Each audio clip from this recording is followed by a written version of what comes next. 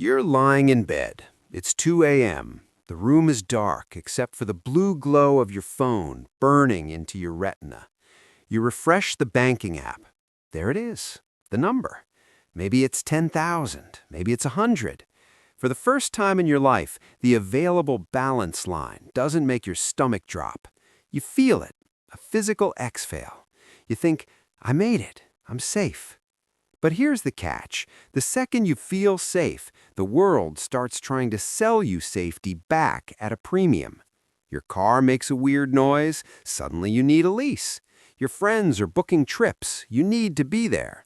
The algorithm knows you have cash, and the ads shift from how to save to you deserve this. You hit the milestone, but the goalpost moves. You think you've won the game, but the system is just unlocking the next level of difficulty. Hitting the number feels like a win, but the rules change immediately, and statistically, most people lose it all within months. This is the trap. We treat money like a finish line when it's actually a foundation. You grind for years, scraping together every spare dollar, convinced that once you hit a certain digit, the stress stops. But wealth isn't an event, it's an environment. And right now, the environment is hostile. Look at the stats. Lottery winners go bankrupt at alarming rates. People get tax refunds and spend them in a weekend. Emergency funds evaporate because life doesn't care about your spreadsheet. It's like building a house on a roller coaster. You spend years laying bricks, but you forget to anchor the foundation. When the ride dips, and it always dips, you lose everything you built. You're not broken for feeling this way. That's almost everyone right now. The system is tuned so most people never wander too far from the edge. They want you liquid enough to spend, but not stable enough to leave. You aren't failing at money. You're succeeding at a game designed for you to lose. My name is Ted Yellow, and I'm obsessed with how money actually works, not how influencers say it works. I spend my time digging through the fine print so you don't have to. But listen closely. This is education and entertainment only, not financial advice. I'm not an advisor. I'm just a guy with a microphone. Consult a pro before making big moves. Now, let's talk about the real opportunity. You clicked on this video because the title promised a wealth opportunity. You're expecting a stock ticker or a crypto coin. But the last big wealth opportunity for the next 5 years isn't an asset class. It's the shift from Phase 1 to Phase 2. Phase 1 is the grind. It's scarcity mindset. It's saying no to everything so you can build the number. It's heroic, but it's unsustainable. Phase 2 is where the catch hides. This is the emotional and external shift where you have money, but you lose the discipline that got you there. Psychologically, rewards feel justified after scarcity. You deprived yourself for so long that spending feels like healing. The system knows this. Banks don't want your savings, they want your turnover. Apps aren't designed to help you hoard cash. They're designed to reduce friction between you and your checkout button. When you become stable, you become a target. The rich tax no one calls a tax is lifestyle creep. It's the subtle upgrade that locks you into higher monthly obligations. The opportunity right now is to realize that protecting what you have is harder than making it. Volatility is coming in the next 5 years. Inflation, rates, shifts.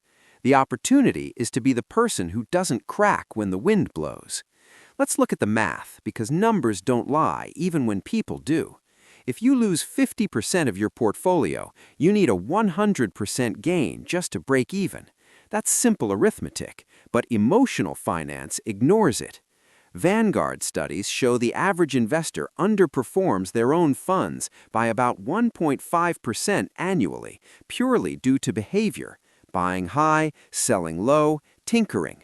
Over 5 years, that behavior gap compounds into tens of thousands of dollars. Boring wins long term. A safe 7% return that you actually keep is worth infinitely more than a risky 20% return that you panic sell. The data says the biggest risk to your wealth isn't the market crashing, it's you reacting to the market crashing. The opportunity is to be boring when everyone else is desperate for excitement. Let's talk about John and Josh. Both hit $50,000 in savings this year. Same income, same grind. John sees the number as permission. He upgrades the apartment, leases the car, and treats every weekend like a celebration of his success. He feels rich. Josh sees the number as the floor. He keeps the apartment, drives the old car, and moves the money into boring index funds. Fast forward 5 years, the economy dips. John is underwater on his lease, credit cards are maxed out, and he's back to zero, stressed out of his mind. He thinks he got unlucky. Josh is bored. His account is up because he didn't touch it. He has options. John bought status. Josh bought freedom. Statistics show that people who automate their savings and remove decision fatigue are significantly more likely to retain wealth. John drifted. Josh set rules. One is stuck on the treadmill, the other stepped off. So, here is the playbook. This is how you take the opportunity without getting caught. Number 1, set your floor. Decide exactly how much cash you need to sleep at night. That money is not for investing, it's for sanity. Number 2, build a growth layer.